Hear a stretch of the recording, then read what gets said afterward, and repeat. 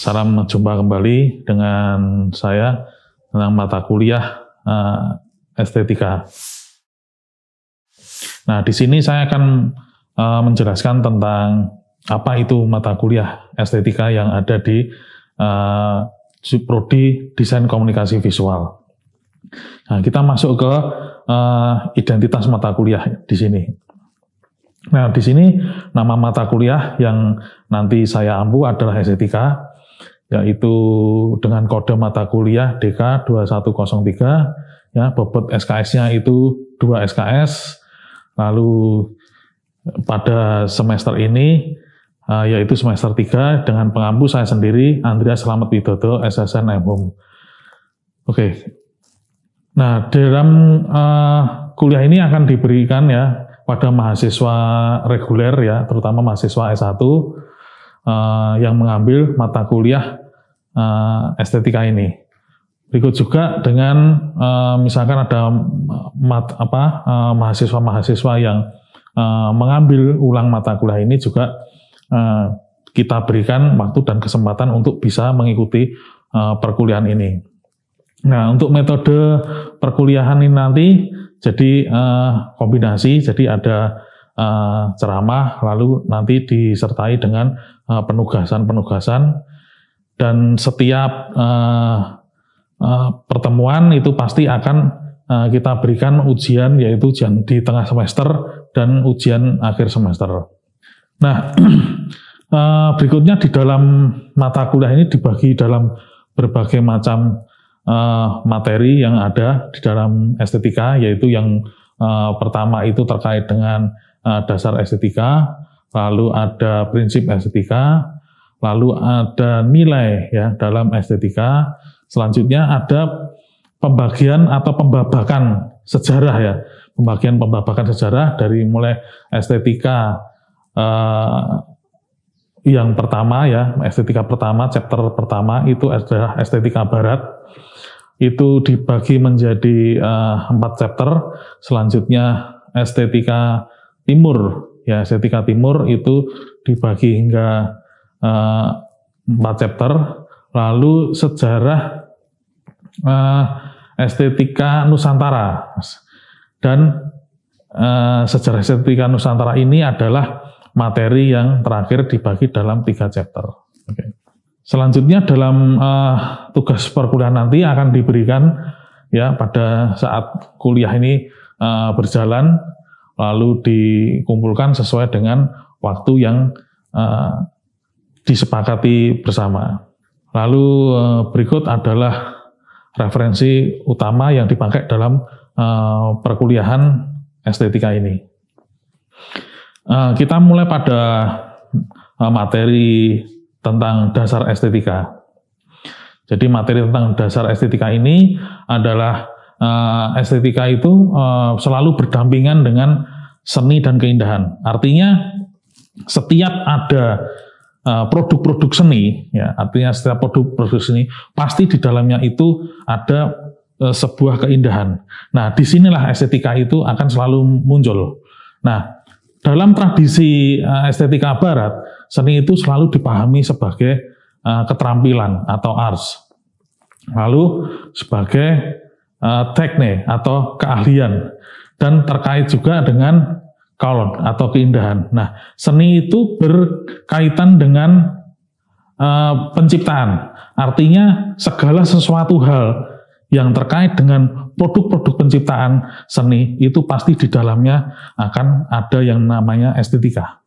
Nah, di sini kata seni sendiri ya, kata seni sendiri itu dari terjemahan dari art ya, secara bahasa Inggris dari art itu muncul pada 10 April 1935. Nah, seni adalah suatu proses penciptaan persepsi baru yang membutuhkan kehalusan jiwa, sehingga menciptakan sesuatu yang memiliki keindahan.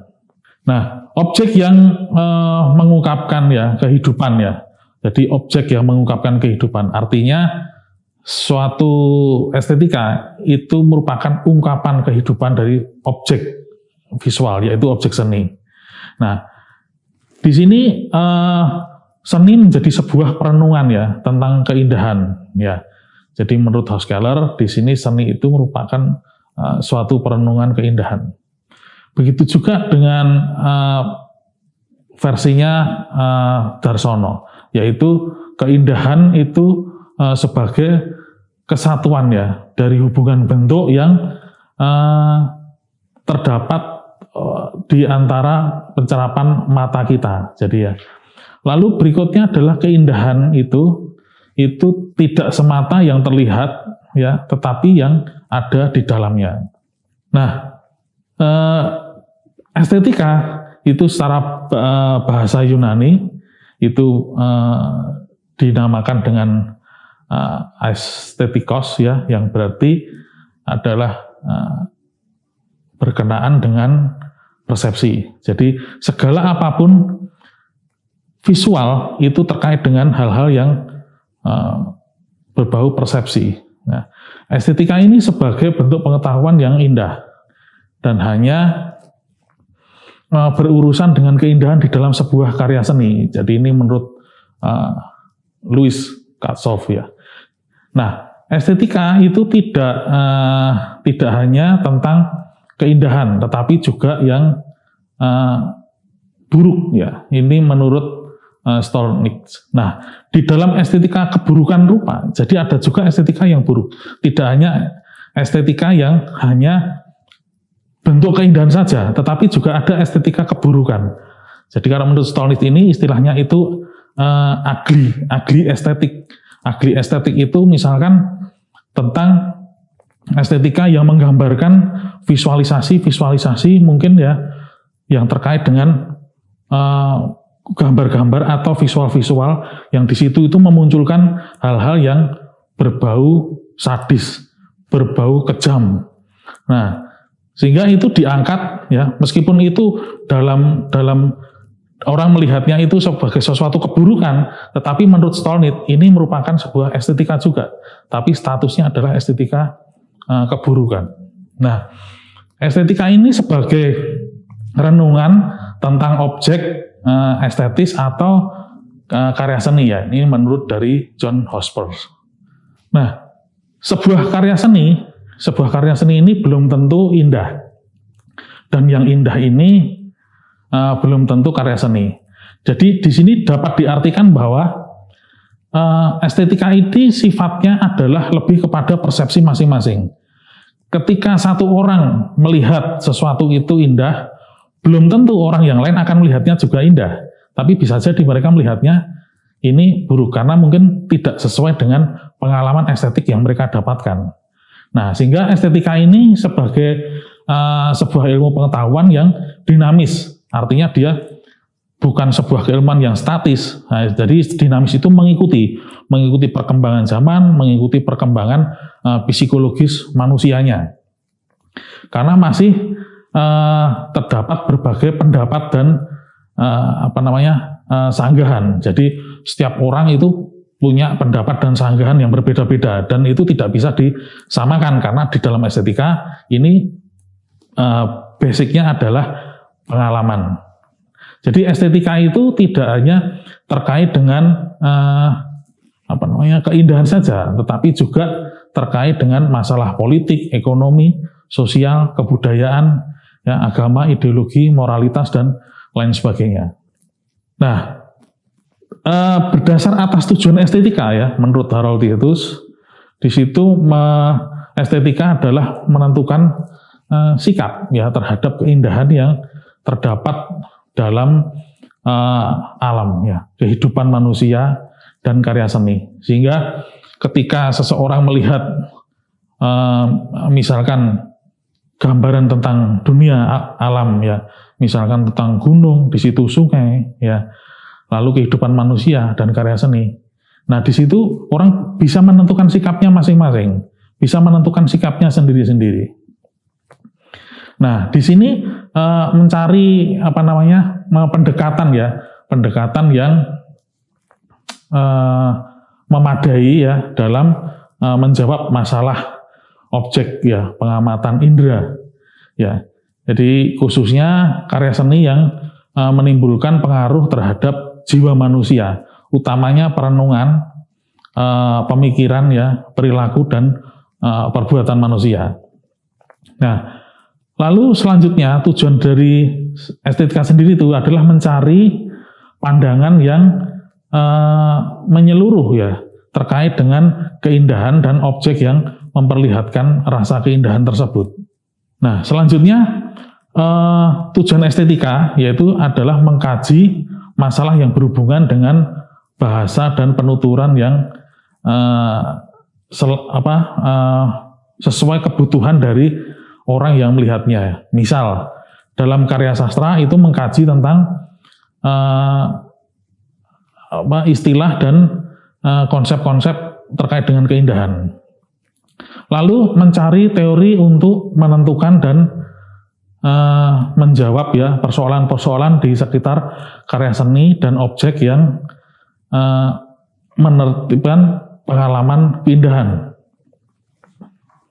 Nah, di sini kita bisa melihat contoh yaitu unsur-unsur seni ya. Salah satunya yaitu adalah unsur garis.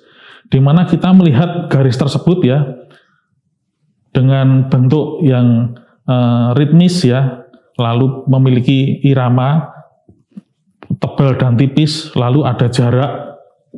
Nah, di sini estetika muncul, yaitu membangun sebuah penggambaran kalau di dalam Nirmana Dwimatra, yaitu memunculkan kesan-kesan efek atau sesuatu, dampak sesuatu yang memberikan pengaruh ke dalam diri orang yang melihatnya. Ya, sebagai contoh unsur garis. Oke, selanjutnya adalah unsur bentuk stilisasi. Stilisasi tersebut adalah mengambil dari objek-objek ya. Misalkan dicontohkan di dalam gambar ini adalah objek gambar manusia. Gambar manusia tersebut dimunculkan dalam bentuk yang sudah distilir atau distilisasi, yaitu menjadi sebuah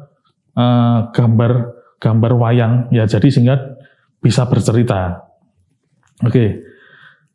Selanjutnya adalah unsur bentuk ya, dalam wujud yang terdistorsi. Terdistorsi di sini maksudnya apa? Jadi penggambaran bentuk itu menekankan ya pada pencapaian karakter. Jadi karakter apa yang ingin dimunculkan? Jadi seperti gambar ini memunculkan karakter bahwa di situ digambarkan ada dua orang perempuan yang memunculkan karakternya ya, sesuai dengan ciri khas karakternya. Nah, itu dengan bentuk yang tidak sesuai dengan wujud aslinya, sehingga dilakukan yang namanya distorsi. Oke, berikutnya adalah unsur bentuk atau transformasi. Unsur bentuk transformasi ini adalah perubahan bentuk akibat terjadi proses transformasi ya. Misalkan seperti robot bisa menjadi kendaraan. Nah, itu juga merupakan suatu bentuk estetis. Ya, ibaratnya seperti kita melihat film yang namanya Transformer ya. Di situ proses perubahan, proses pergerakannya yang dibuat sedemikian detail sehingga itu membangkitkan rasa seseorang terhadap karakter dari tokoh tersebut. Nah, sehingga itu yang akan membangun sebuah bentuk estetika kinetik atau estetika mekanik. Nah, oke. Lalu berikutnya adalah unsur bentuk disformasi. Bentuk disformasi ini adalah perubahan bentuk yang dilakukan ya. Jadi untuk mempresentasikan sifat seluruh objek ya. Biasanya ini berbentuk simbolis. Di dalam gambar di situ ada jam ya, ada jam dengan bentuk yang agak sedikit dibuat surrealis ya, molor dan lain sebagainya. Dan itu merupakan implementasi dari jam yang memang sudah umum dilakukan seseorang, yaitu mesti waktu itu tidak pernah menjadi tepat. Jadi waktu itu mesti ada kemoloran, mungkin ada yang maju atau bahkan ada yang mundur sehingga dibuat sedemikian rupa. Oke. Unsur berikutnya adalah warna. Jadi warna ini adalah unsur yang tanpa makna. ya, tanpa makna jadi representasi alam. Warna itu sebagai sebuah simbol, ya, sebagai sebuah simbol atau tanda. Jadi ketika kita melihat warna, otomatis warna itu akan membangkitkan kita, bagaimana merasa hangat, bagaimana merasa dingin, bagaimana merasa panas, itu juga dibangun oleh warna. Karena ini akan membangun estetika terkait dengan pengalaman seseorang melihat sesuatu. Oke. Berikutnya adalah unsur dari bentuk ruang dan waktu. Jadi ruang dan waktu itu adalah objek seni yang terdiri atas ruang yang dapat dipahami dalam waktu yang bertahap. Sehingga ruang nyata dan ruang semu. Jadi sebenarnya dalam kehidupan realitas ketika kita melihat sesuatu, di situ kita akan terbangun ketika melihat sebuah objek visual, terutama seni. Di situ kita bisa punya pengalaman melihat bagaimana dalam karya seni itu memunculkan sebuah ruang nyata maupun ruang yang semu. Oke, terima kasih. Demikian materi dari saya yang terkait dengan dasar-dasar estetika. Terima kasih.